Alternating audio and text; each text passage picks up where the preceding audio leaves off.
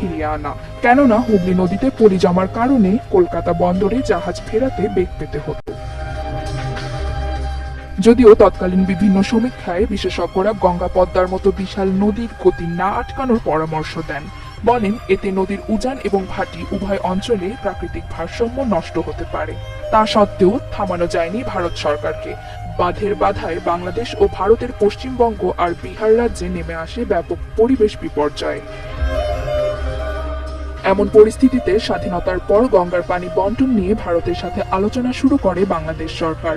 1974 সালের 16 মে এক সম্মেলনে বাংলাদেশের তৎকালীন প্রধানমন্ত্রী বঙ্গবন্ধু শেখ মুজিবুর রহমান এবং ভারতের প্রধানমন্ত্রী ইন্দিরা গান্ধীর উপস্থিতিতে সিদ্ধান্ত হয় উভয় দেশ একটি চুক্তিতে আসার আগে ভারত ফারাক্কা বাঁধ চালু করবে না। কিন্তু বঙ্গবন্ধু হত্যার পর ভারত কোনো রকম আলোচনায় অংশগ্রহণ করা থেকে বিরত থাকে। এমনকি 1976 সালে গঙ্গা থেকে 1130 কিউসেক পানি অপসারণ করে। ভারতের একতরফা পানি প্রত্যাহারের বিরুদ্ধে এ সময় সোচ্চার হন মজলুম জননেতা মাওলানা আব্দুল হামিদ খান ভাসানী। বাংলাদেশকে পানির অধিকার থেকে বঞ্চিত করলে ফারাক্কা অভিমুখে লং মার্চের ঘোষণা দেন এই নেতা। কথা মতো 16 মে রাজশাহীতে শুরু হয় ফারাক্কা অভিমুখে মিছিল। হাজার হাজার মানুষের সমাগমে লং মার্চ পরিণত হয় জনসমুদ্রে। তাই তো দিনটি স্মরণে প্রতি বছর 16 মে বাংলাদেশে পালিত হয় ফারাক্কা দিবস।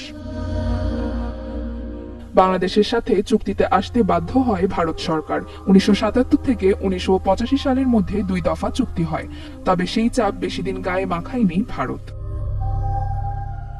শুষ্ক মৌসুমে পানি সুষম বন্টনের দাবি থাকলেও ভারত কখনোই তা মেনে চলেনি।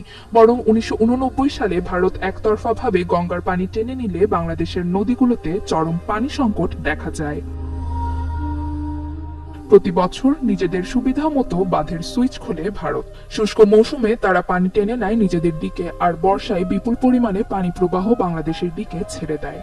ফলে শুষ্ক মৌসুমে দেশের নদীগুলোতে শুষ্কতা দেখা যায়, অপরদিকে বর্ষায় ভেসে যায় অনেক অঞ্চল। এভাবে নষ্ট হচ্ছে বাংলাদেশের প্রাকৃতিক ভারসাম্য। মাটির আর্দ্রতা কমে লবণাক্ততা বেড়ে যাওয়ায় ধ্বংস হচ্ছে গাছপালা আর বনভূমি। শুধু বাংলাদেশ নয়, বাঁধ সংলগ্ন ভারতের এলাকাগুলোও পড়ছে ব্যাপক ক্ষতির মুখে।